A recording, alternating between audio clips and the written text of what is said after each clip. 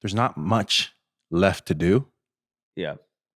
Like it's very hard to reinvent new dunks, and it's not that you can't. Like we've seen the professional dunkers do it, but even then, like it's just there's not that much room left for growth in that space. So it's just like, I guess, showing off sheer athleticism, yes, but it just positions the dunk contest as a competition and kind of just a perpetually losing battle where it's like we get so nostalgic about the past and about how this one went, how that one went, for good reason. Like we've had some amazing dunk contests over the years. And then when you talk bad about the more recent ones, like it just doesn't give guys any incentive to go out there and do it.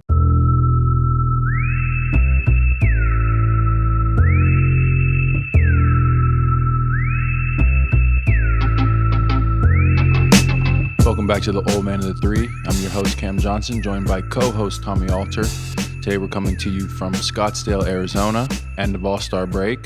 Recap all things All-Star and everything else in between. Tommy, how you doing? Good, man. Good. We're taping this Monday afternoon. Mm-hmm. So the All-Star game was yesterday.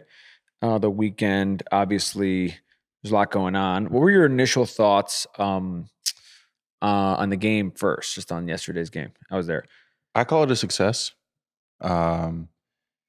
It's always an interesting format when there's multiple teams and so there's multiple games, and that kind of on one hand, to me, it proved to be beneficial, specifically because you have action at the end of every little quarter where it's like we had game winners, like we have multiple game winners. Defense kind of locked in on those close games. Offense kind of locked in on those close games. It's just, I think the one thing that's maybe a little bit tougher to digest about it is that it is different than what we're used to. Yeah. And like the glory days of the All-Star, if that's a thing. And for some reason, like the presentation just seemed a little different. And it might just be how they decided to do it, but it seemed, the court seemed a lot more isolated from the crowd. The lights didn't necessarily seem as bright, if that makes sense. Some of that might be the arena, though. That's what I'm saying. Yeah. I think a lot of it is, and they like to play that dark Intuit Dome with the lights on the seats. So I think overall it was a success. I think guys put out effort, and I think it's a positive step. So did you see the competitiveness? Did you see a jump from the last couple years? Absolutely. And of course, there are times when we get down and jacking up 30, but it's an All-Star game still. And I say this last year, I said this in years past, like this week for us is a big reset week. And for guys that play an All-Star and guys that have played an All-Star every year for 10, 15 years, to just flow into that week and still kind of be on 10, it's like, it's a really difficult thing to do. And so for them to play 100%, like lock in, like it's a regular season game, nobody's asking for that. But I think what we got was guys going out there and giving just that little bit of effort that we've been wanting for a couple of years now. And so while I don't think it was necessarily perfect, I think it's a really good step in the right direction. Well, I think that was one of the clever things about the shorter games, is it allowed those bursts of energy where you could get, if not 100%, 85, 90% at points. Some guys might have been going 100%, Right. because you're not asking somebody to play 4 quarters with the same type of pacing that you would have to play in a regular season game. And to that note, with 3 teams, you have a lot more guys who have opportunities to have the ball. So every, what was it, 8-man rotations for those 3 teams, everybody's getting in and being able to do something. You know what I mean? So overall, like I said, I think it was positive. What was your take on the team format, the Stars, Stripes, and World? Do you think I thought that everything about the game was great. I think there's we can get into this, there's probably a lot of critiques about the weekend overall, about things that could be different. My main note about All-Star, this is probably, it's probably down the list for, the concerns that people have been talking about. My main note with this weekend was like, it was full there by the end of the game yesterday. The first 2 nights was, there were a lot of empty seats, but like, this is what happens when you put these things in LA. Yeah. and you put these things in Inglewood at 2:00 in the afternoon, and obviously that was done because of the Olympics, and they had to move it up earlier. But I remember when All-Star was in Indy a couple years ago, and it was might have been negative 10 degrees. Yeah. And they did the dunk contest Saturday night at the football stadium at Lucas Oil, and that shit was packed. So like there is an audience for these things. There's an audience for all 3 nights. I think that the LA component does not help things. I think if this was in a different place and it's going to be here next year, we'll see how that is. But I think that's a real thing, and it's something that shouldn't be dismissed from a reception standpoint. The game itself, I thought was really competitive and was really fun. It was helpful that Kawhi went off. I guess my question for you, broadly speaking, is what do you think from a fan perspective they should want out of the All-Star game? What do I think fans should want out of the All-Star game? Everybody but the players. And I guess I shouldn't say everybody, but everybody but the players and the league who have a commercial fiduciary responsibility to think about this from a business standpoint, but someone who's like more of a casual observer of this kind of thing. And part of why I sort of asked this, and this was brought up a lot this weekend, is there's been a ton of complaining, obviously, but like always going to be complaining. Yeah, no and matter what. But also like every other All-Star game, like the Pro Bowl's dead. The NFL Pro Bowl is. I don't know one person who can name one thing that happened in it this year. The baseball All-Star game has its moments depending on where it is, but it's not exactly perfect. It's not like they've locked that format in. And so I guess my question is like, what is the main purpose of it if you're an observer? Like, what do you want this to be a thing that like has stakes and excitement, or is it just straight entertainment? I think it's straight entertainment. I mean, I think in the best of both, I think in a perfect world, it's both. It's the best of both. But I think at the bottom line, it's entertainment. It's celebrating our game. I think that's the purpose of it. Celebrating an NBA season by bringing all of our best together. And like it should have, in my opinion, an element of a relaxed feel of a celebration rather than like a cutthroat competition. Now, I think we get the cutthroat competition very much so in the 3-point shootout. I think we get it in, we have gotten it in the dunk contest before, where it's like these guys are putting out a lot of effort to win. And then you have the skills challenge and the celebrity all-star game and the shooting stars or whatever that was. Those are just pure celebrations of entertainment of our game. It's not like cutthroat competition. So I think it's, in a perfect world, it's the best of both. And obviously, dunk contest always makes a lot of noise, but the weekend's success or failures is very much dependent on people's perceptions of the actual game itself. Did you see that people talking about one-on-one and adding that to the weekend? Yeah, I did. What do you think? I think it's a good idea, actually. There seemed to be a lot of enthusiasm around it. In theory. In practicality, I don't know exactly if it would play out in how we envision it. What do you mean? Would we get all the guys we want to see participate? Would it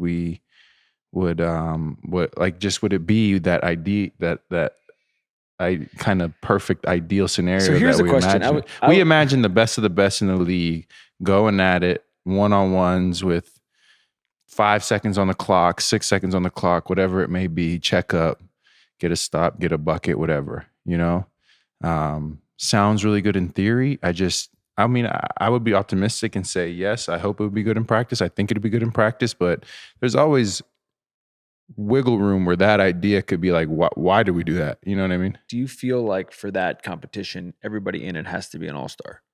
I think it has to be, yeah. Okay, because that's the problem. Could you get people on board to do it? Because there's like maybe somebody be like, man, I don't feel like doing that. Like it's kind of like a risk reward scenario. You know what I mean? It's like, I would just say, this is their note that people have had about the dunk contest, which I don't know that it excuses people not doing it over the last few years, but there is some validity to it. Is that the the purse, the amount of money that they get paid should be higher. I think that would probably be the case with this as well, just to raise the stakes. When we talk about stakes, What do you think it would be? what the actual number would be? What do you think it should be?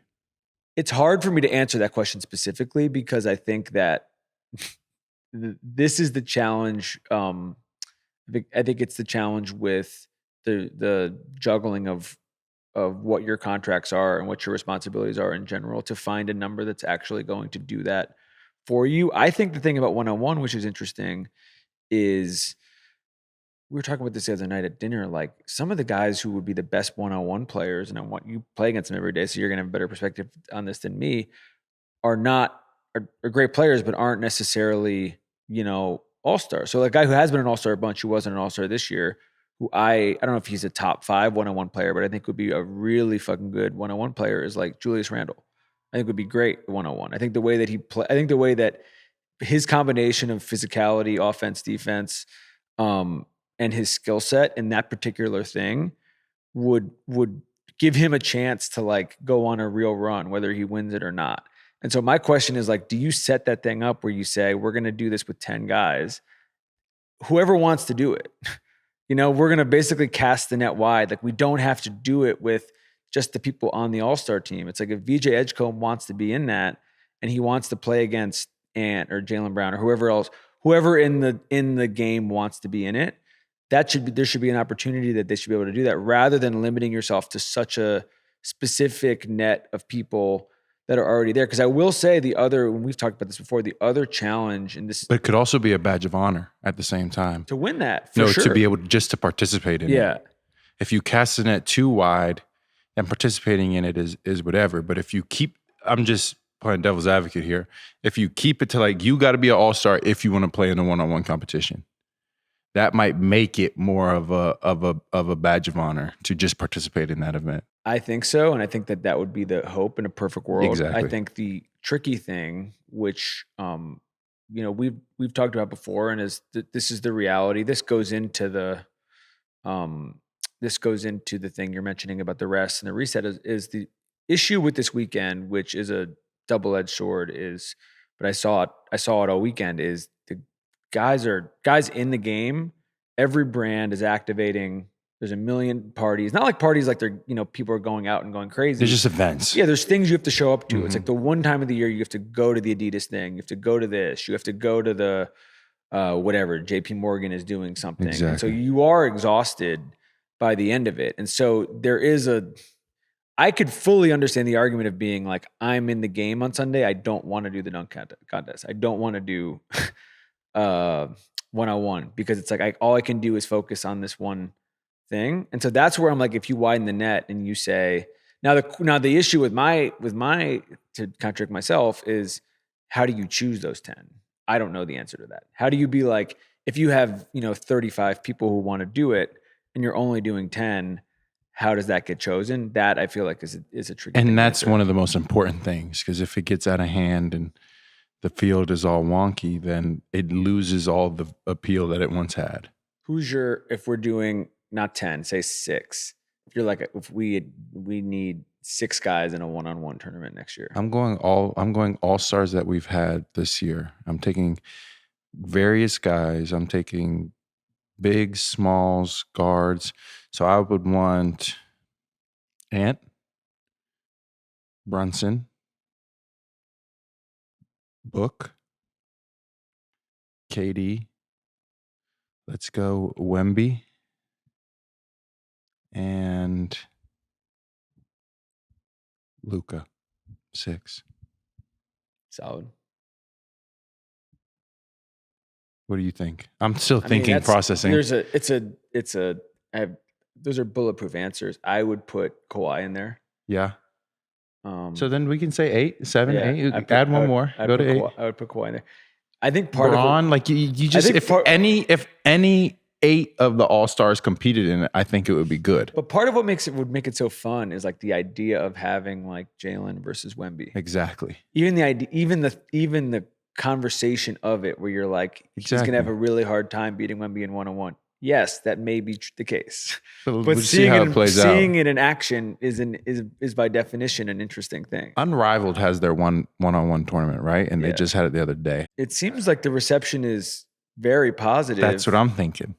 And the question is, and this may be to what you were saying before, the question is just like, are people willing to set themselves up to be exposed if they get And it's like, it's not even like I'm worried about being exposed. It's just very simply put, like, is what I get from this worth the potential of being exposed, or, you know what I mean? It's going to be a very public thing. Do you think it's the same thing with dunk? Yeah, I do. Like Jaylen Brown received, and he says, "Oh, I'm cool. Like, I did what I did. I don't care. I'll do it again." But people were like, "Oh, that was a weak dunk contest performance." Like, this is an all-star that's giving the fans exactly what they asked for, and an all-star premier player in the league going and doing the dunk contest. Yeah. And they always got something to say. So that's the thing. You just, no matter what you do, there's just certain scenarios where it's like you just feel like you can't overall win. So what's the point? Yeah. And so I feel like the one-on-one could end up in that category. The difference, the distinction I would ask you about is where I feel like with dunk, and I don't know this going back with like, the Blakes and some of the historic great dunk contests, but I just know, talking to some of the guys that have been in it the last couple of years, some of the issue they've had is like, especially if they play a lot during the season, they kind of commit to it. And then I'm kind of shocked how close to the actual contest they're actually thinking about what they're going to do. It's a little bit like if it's on Saturday night, on like Thursday, they're figuring it out. And so I feel like that probably, it becomes like an immediate stressor.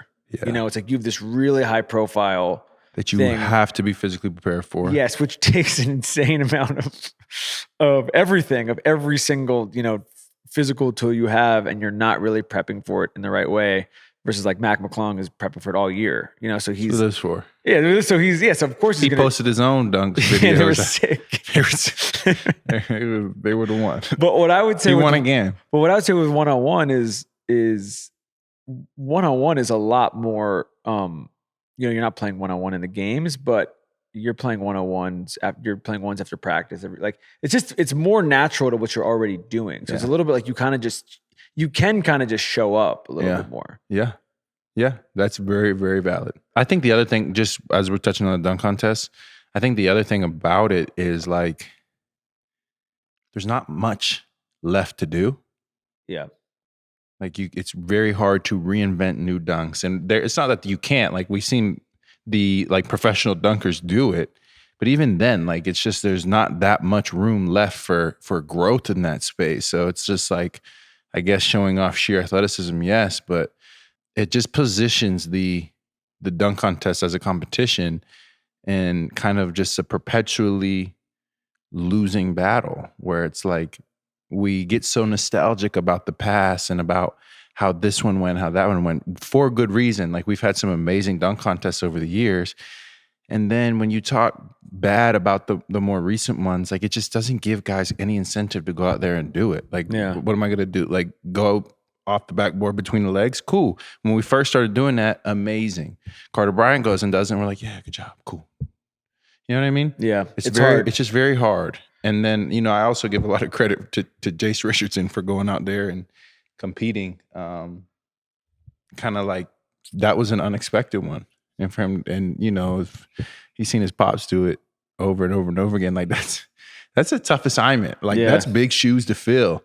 So I think that's another thing where you got to give a guy credit for, like, he's not he can shoot and score, but he is not like a pure dunker like his father was. So that's an interesting position to throw him into. So I give him credit for actually going out there and doing it. Are there other tweaks you would want to see to All-Star Weekend? To the weekend overall?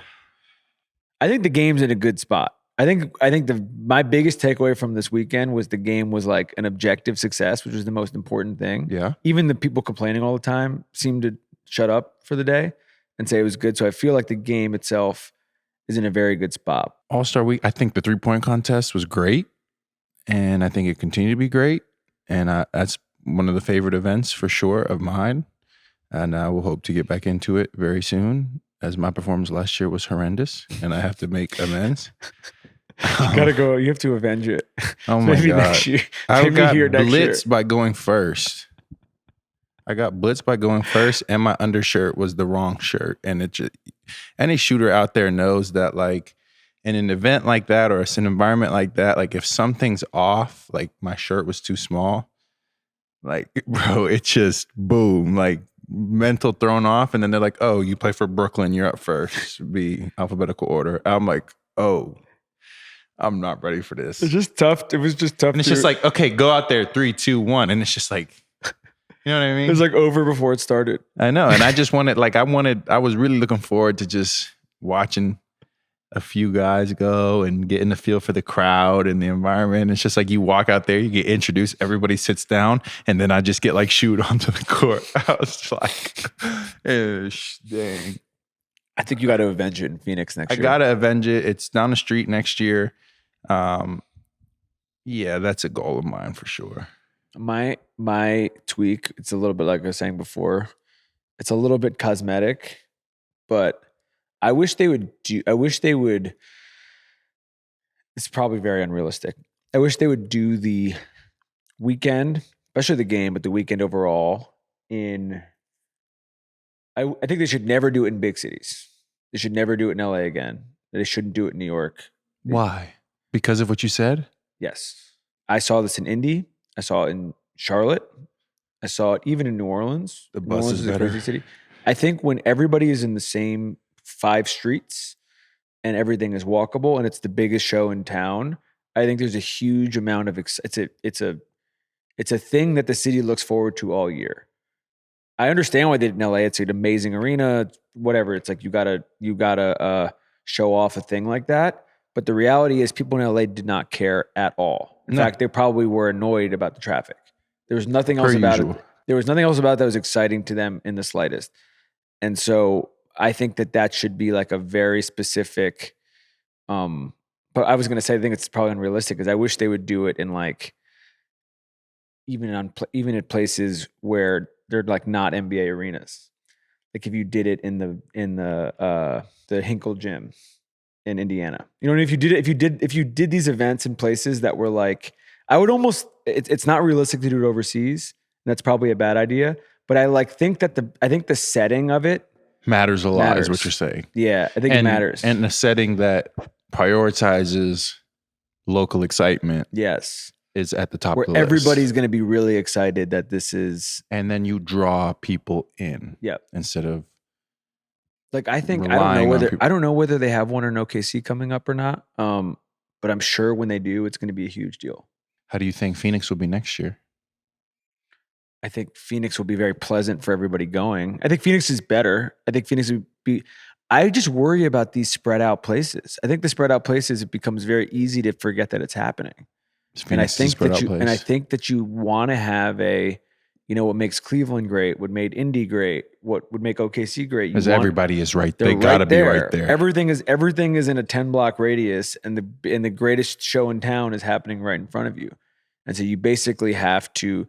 I just don't think. I feel the same way about the Super Bowl. I don't think the Super Bowl needs to go into 25 different markets. I think you need to find the places that have the setting that you want, and you can stick to them. What do you think is the best Super Bowl venues? Just talking about this, definitely not San Francisco. New Orleans is good. The issue with New Orleans from the Super Bowl perspective, I went last year. The airport's really small. Yeah. So it's a pain in the ass, and they don't have enough hotel rooms. So like logistically, it's tricky. Everything else is amazing. But Super Bowls played in New Orleans look right. I feel like absolutely right. Super Bowls are supposed to be played in a dome, in my mind. Oh, interesting. I just feel like Super Bowl, it should take place in a dome. Always? Oh, like it just seems. I think the Super Bowl here is good. It seems more right. I think Super Bowl here is good. I think the difference. A dome. The difference. So a dome, you could have the retractable roof. This is and open the roof up a little bit. But I just, for some reason, an open air Super Bowl, and it's just a me thing. Probably, I don't know. We'll see what the listeners and viewers think. But I feel like the Super Bowl should be played in at least some sort of a dome structure. Could be a dome with an open roof that night. I don't know, but this is an important distinction though, because the Super Bowl and All-Star obviously back-to-back weeks or Mhm. sometimes split up by 2 weeks, so they get compared a lot, which I think is completely unfair to All-Star because the Super Bowl are the greatest stakes you can have. To me, that's the NBA Finals. The NBA Finals are like the level of And excitement. it's still a 7-game series, so you Yes, never it's not get one that game. do or die Yeah, unless moment. it's Game 7 like it was last year, Exactly. you don't have the But the then you stakes have of it. already been invested for 7 games, so that it's more of a continuation rather than a. But so that would be my distinction with, even they're doing the Super Bowl in LA next year, which I think is weird because they just did it. Like we went to the one in like 2021 or something like that. Mhm. But it's a great stadium. But I don't think But it does seem like a Super Bowl environment. But I also don't think you have the same problem with what I'm talking about like it not being the greatest show in town. A, because it's the Super Bowl and it's 150 million viewers or whatever, but also because the game really matters. Completely agree. And there's no way with this, what we're talking about, to make these All-Star games, no matter what sport it is, actually matter. So you have to do it in a place where there's just excitement about the show. And so because of that, you have to basically lean into it because of that versus the Super Bowl you probably could put anywhere. Yeah, absolutely. I think the issue they had with the Super Bowl this year, besides the fact that it was the worst game of all time, is Santa Clara is really far from San Fran. So it's kind of like doing a game in like Foxborough and everyone stays in Boston. It's like, that's kind of a pain in the ass in its own right. Yeah. I completely agree. And while the All-Star weekend is not anywhere near as big as a Super Bowl, All-Star weekend carries a lot of significance for basketball as a whole because it's basketball's way of completely reestablishing that it's the primary sport in America.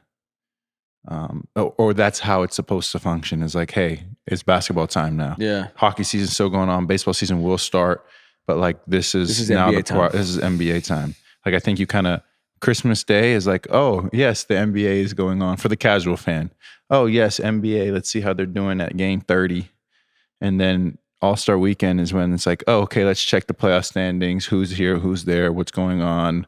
You know what I mean? It's just the way of bringing NBA fans kind of the very casual ones up to speed and grasping media attention back. So it has a lot of responsibility because bad press obviously is just not good at all in that scenario.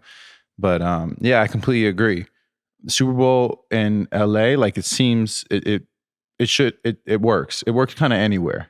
Another topic that was I feel like a big thing. It's been a big thing for like the last week or so, but a lot of people were talking about this weekend is just the tanking topic overall. And it's something we talked a lot about last year. Yeah. When you were in Brooklyn. I'm curious if your perspective has changed on it in the last 6 months. What'd I say? Well, you talked about being a part of it, just the taxing. I mean, we kind of talked about it with Mike the other day on the episode, the taxing nature about being a player in the middle of that and understanding the business reasons for it, but also how that can be frustrating at points. Do you feel like it's something that is like an existential issue for the league? Yeah, for sure. To clarify on that, my thoughts on, if we're going to talk about the Brooklyn situation last year in specific, is as a competitor, you hate losing. And I just think it should always be on the players who are playing. I think everyone has to keep in mind that their jobs are on the line, so it's their responsibility to compete to the highest level, or your standing in the league, your job in the league, whatever it may be, will be gone. And so it can be frustrating when you're part of a losing team that you didn't want your team to lose because you know how much it hurts your career and how much it hurts you as a competitor. That's the bottom line from a player's perspective on why it's so hard to deal with. Not because there's always incentive to compete to win as a player, in my opinion. Overall, I think tanking is horrible for the game. I hate it. I think there's so much more to be established from creating a winning culture and doing things the right way. But I can't deny the fact that tanking teams that have tanked recently, have swung around and now become very, very good. You have Detroit, for example, who had really rough years and now they're really, really good. You had Houston, for example, who had really, really rough years, blew it up, and now they're really good. You have San Antonio, who had really rough years, hit rock bottom, got a number 1 pick, got an alien, you know? So I can't deny the long-term effects of it, but I don't like the short-term effects of it. And I think maybe the best way to fix it is just to it comes down to draft picks. I guess maybe American sports are unique in that way where we have the draft. Like if you look to overseas basketball, soccer, whatever it may be, you just sign people, right? Just go out there and sign them. We don't really operate that way. I don't think just saying go and sign any guy coming out of college is the right way to do it, but I think the right way to do it would be to eliminate the draft lottery altogether, or not altogether, but enhance it. And every team that doesn't make the plan, equal chance. So just make it equal. Make it equal. So what does that would be? A 10, 12, 14 team equal, or it would be 12, right? No. Yeah. What would it be? How many teams are in the 10 each conference? Yeah. Go to the play-in. So it would be 10, the bottom 10. I just would hope that it would not incentivize teams to sneak their way out of the play-in to go from 10 to 11. Like that's the danger. That's what the but then you have to incentivize playoffs somehow, some way better. Like I don't know how it can't be. I mean, the chance to win a championship is you have to get the playoffs to do it. But like if you're in a 10 seed and you make a miracle run in your play-in tournament, then you get the 8 seed and you go up against the best team. Like it's bleak. So I mean, there has to be some way to continue to emphasize that being in the playoffs is better than not being in the playoffs.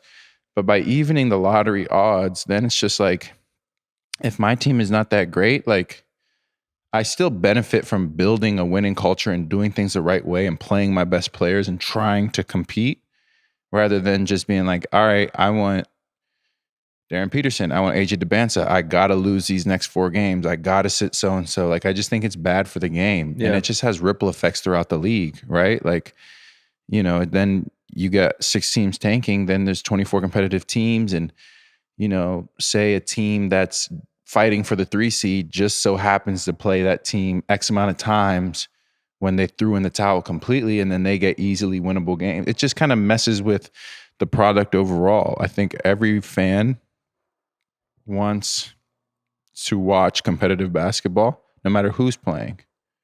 And I think, I don't know, I think it would do good for the fan bases to kind of have pride in what they're doing. I think fan bases, some of them, they enjoy the tanking process where they're looking forward to the future. But I think overall, if that lottery odds were more even, then the approach would change. Have you followed the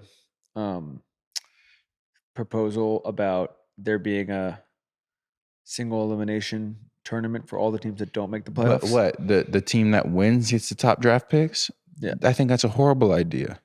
Because now you're incentivizing guys to jockey for their replacements, essentially. It would be exciting, though. You have to admit it would be exciting. But what would be the players' incentive to win those games? To win this? I would say... That's the incentive is then on the front office and management and ownership. So let's play this out. Play this out for a second. The incentive would be, if you're the Utah Jazz this year and this tournament exists and you're Keontae, you're Lowry, you're any of the guys in the core of that team, and you are like, if I win this single, and a very talented team now, we know, and they just got fined, like they're kind of in the middle of all this stuff.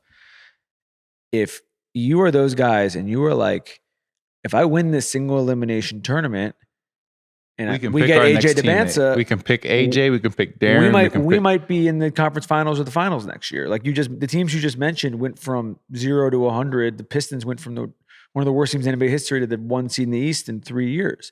So like, if you're them, those guys, like they're going to play for that. And by the way, I would also, I'm not saying it's a perfect idea or even necessarily a good idea, but I would also say, and your perspective is more valuable than mine on this, don't you think if you have guys who have zero interest in getting up for something like that, that's probably a sign of a bad culture?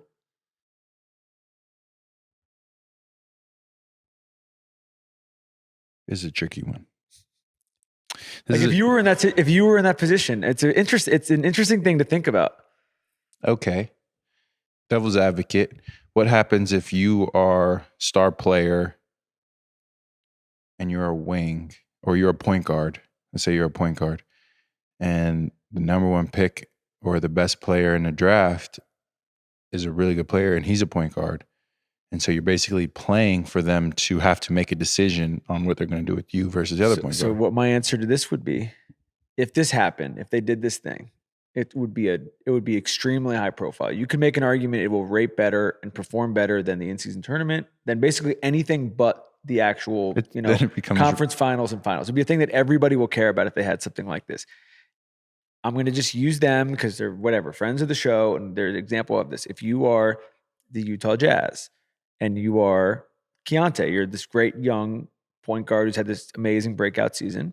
Good example. Yes. And Darren Peterson is in the draft this year. And in theory, you could make the argument, this is going to be competitive. He's going to be competitive with me if he comes in. If Keontae goes crazy in this tournament and is scoring 30 points a game and everybody is watching him do this, and basically it's almost like the NIT on steroids, where like everybody is watching him do this, I think he's going to be fine. Like, I don't think that's going to be thing. It's going to be like a long-term detriment on his career. I think the people who would get dinged are the ones who are basically like, fuck it, I want to go to Cabo. I don't care about this at all. Almost like, think about like your Suns teams in the bubble, where you basically were the Sun team in the bubble, where you guys were basically playing for nothing because the way it was set up, but you still went what? You go 10-0? 8-0. Think about how that set up everything afterwards, even though that actually didn't mean anything. That would be the argument I would make, would be that like, if you establish a winning culture and something like that, it will set you up. I agree with for that, the future. But I'd say the fundamental difference is we were playing for pride and a chance into the playoffs. Yeah. The theme behind playing for the number one pick that you would have a really hard time shaking is that because the number one pick historically in anything you do goes to the worst. So there's an underlying theme of you're playing to be seen as the worst. Yeah. The team who has a number one pick is just seen as the worst team. Yeah. So I think there's a stigma to that where it's like that is hard to shake overall. And I think that's the biggest challenge, is like you're playing to show that your team was the biggest bum. Yeah. I think that's hard to stomach. I think that's fair. I think realistically it's a tough sell across the board, but I think what we just have to get back to basically is and what happens if your best players are hurt? You know, and then you're not getting the or pick. Something happens. Or it's just like, and then do the bad teams just stay super bad forever? Yeah. Does a team that maybe suffered some midseason injuries and is sitting at 8-9, 7-8, just be like, all right, let's sneak back to 11 and then go win the tournament and get a guaranteed number one pick? You know what I mean? It's like there might be the introduction to that being really dangerous for the game. Do you think some of this, and this is probably also a tricky question, and it's a weird thing for you to answer in certain ways because you can speak from your own personal experience, which is a player perspective. But you mentioned the fans before. I personally think part of the problem in this whole situation is the fans. And you have certain fan bases, like we said it on the show last year about some of the Brooklyn fans who like would be mad when the team would win. And they're like that this year too. And yeah, so it was like a damn if you do, damn if you don't last year. Yeah, so I actually, I mean, you can understand where they're coming from, but it's a thing that is very unique, I would say, to basketball and not to any other sport. In football, you have bad teams, but Browns fans aren't happy when they lose. They just are like, we got to get different players. And so it's basically like unwinding the mentality that this is how you have to build your team. Because I was like Dallas had what, a 1.5% chance of getting Cooper? Even the Spurs, when they got Wemby, I think they had like the 6th or 7th bbest odds. Like they weren't the worst team in the league that year. No. And so this idea that you have to be like, we're going to start tanking in January. The bottom line though is that it does increase your odds. being bad. Yeah. It does increase your chances. That's the whole point. So more often than not, a bad team gets a higher pick. And then in those rare cases, it's like, oh, well, maybe it is a true lottery, or maybe who knows if people are saying it's rigged beyond what we know, who knows? But there is the chance that 1% comes through for Dallas, yes. But realistically, a 15% chance is greater than a 1% chance.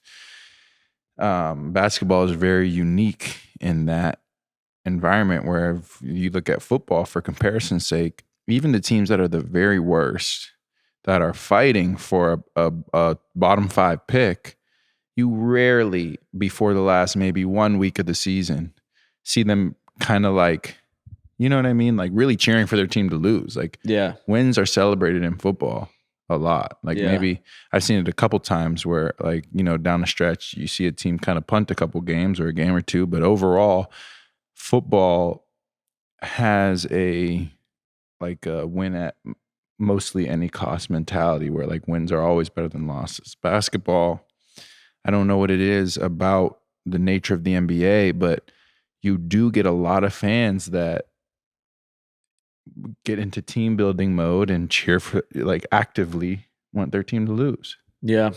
I think the flattening out thing is a good solution. Is there any other solutions we could throw out on the table to?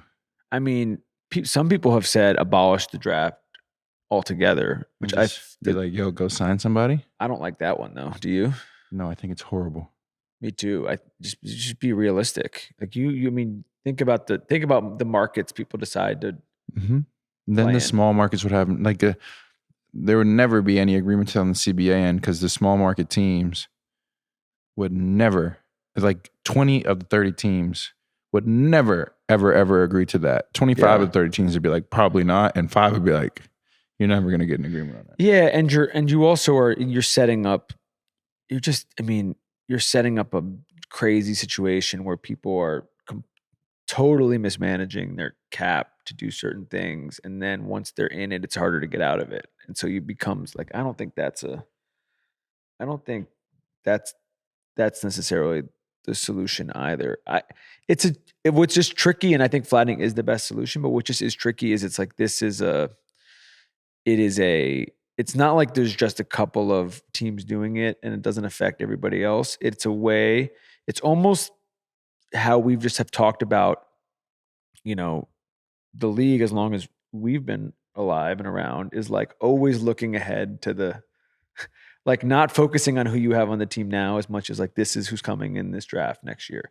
And yes, there are like Wembys and there are Ants and Cades where it's like, okay, Cooper, if you get the first pick, that is a franchise altering talent. But also like, do you know who the last number 1 pick who's been an MVP is? Derrick Rose? Braun right after him. So 2013, 2014. Now, you know, Vic probably will get one, would be my guess. Maybe Cooper will get one. But like, it's not like just because you get the number 1 pick, that means that your thing is going to turn around. Right. There's a bunch of examples of a lot of the best players in the league are mid-lottery, late lottery, your teammate, second round pick.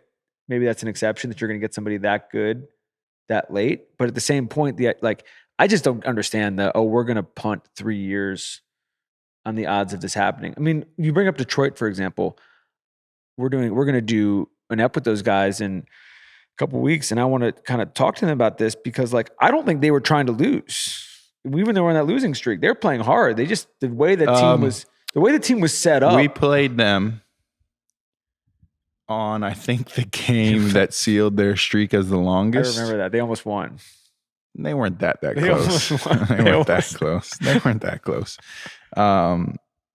They looked stressed. They looked very stressed and a little discombobulated, and you could see the wear. It wasn't they were just like, who cares? They were like, damn. Yeah. You know, they were like, this sucks. So I don't think there was any intention to lose on their behalf. It was just a lot of young guys trying to figure out the game at the same time. And sometimes that becomes really tough. And when the losing starts, sometimes it just seems like one thing leads to another and bad things just keep happening and games keep slipping away. Did you watch their fight the other night? What Yeah. do you think? I mean, somehow, some way, it's always Detroit in there. Have you ever been to a fight? In the NBA? Yeah. No, I wouldn't say a fight. I had that scuffle with Julius a couple years ago.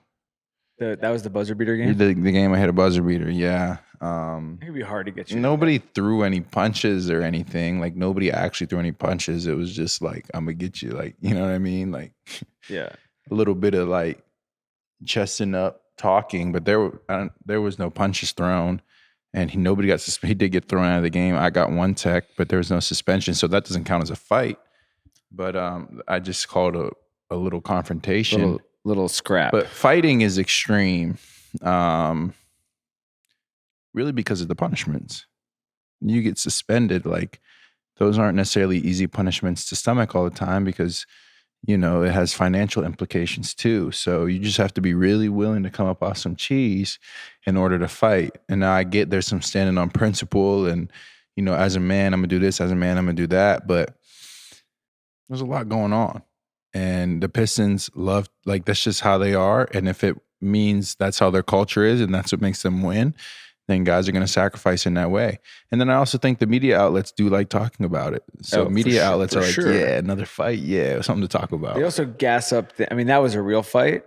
But yeah, those guys were ready to go. Yeah, but they'll turn up on things that are not real fights. Right. And they'll make it, which is 95% of them. So give them a real fight in there. Yeah, that was I love it. I think that them playing with that edge has allowed them to. I think that's the only thing is that there's just major financial implications if you get suspended. Like it's just not a thing to be taken lightly where you're just going to go ahead and fight everybody you come across. But Charlotte is trying to establish themselves as a team to be taken seriously. And I think this is a message like, we're not going to back down from anybody. So if you want to start fighting, if you want to get in my face, I'll fight back. When did you guys play them last? When did we play them last? Yeah. When they started to get hot a couple of weeks ago, mid-January, right before maybe. This win streak? I think it might have been right before. It might have, but it was leading into it. What do you think? I mean, obviously, you know, Khan's having a great year. Like some of it is they have a lot of good players, but what is it about that group that is that you feel like has flipped the switch? Well, I think their personnel is coming together more efficiently, like in an efficient manner that's encouraging for their front office, for their coaching staff. That's a lot of it. It's just getting players that fit and that play together. Like Brandon Miller has been playing well. You know, you have LaMelo Ball and getting him to kind of play the way you want to play and utilizing his talent in a winning manner is huge. Obviously, Khan can make shots and has been a huge lift for that team. But like Brandon was hurt the last year and last couple of years. LaMelo's been hurt. You have Miles Bridges, and then you have Diabate who rebounds the shit out of the ball. So like these things just coming together and those guys playing hard and kind of catching that momentum. It's a long time coming for them, but they seem to be capitalizing on it and kind of establishing themselves as, and they're still far out. Like, what are they? They're still in playing territory. Yeah, they're still in the playing. They're on like the 9 line or something, right? Yeah, and they won what, 10 in a row? So they still have a long way to go. But as playing, like I've been on a lot of teams, you know, across the winning and losing spectrum in the NBA. Momentum, when you can capitalize on it, like you said about the bubble and stuff like that, can just launch you forward into a confidence, into a understanding of how to win games that becomes really, really important and special in the long run. They're also just so explosive. They are. Like they've had a couple of those like 155 nights. They are. Where this was even predating this win streak, where you were like, oh yeah, when this team is offensively locked in, they're right. Last thing before we wrap, any new Denver spots? Last time we shouted out a restaurant, they were very happy. So is there anywhere else you've been that? Where'd we go the other night? The place we went? Tavernetta. Tavernetta is really good. Tavernetta is really good. Tavernetta hasn't disappointed us yet. Yeah, Tavernetta is really So good. that's our Denver restaurant shout We'll out have of the another day. one. We'll have another one in a We'll couple have another one weeks. next. Shout out to next Tavernetta. time. All right, that's about it for All-Star Weekend wrap up and everything NBA news up to this point. Thank you guys for listening. Thank you for watching. See you next week.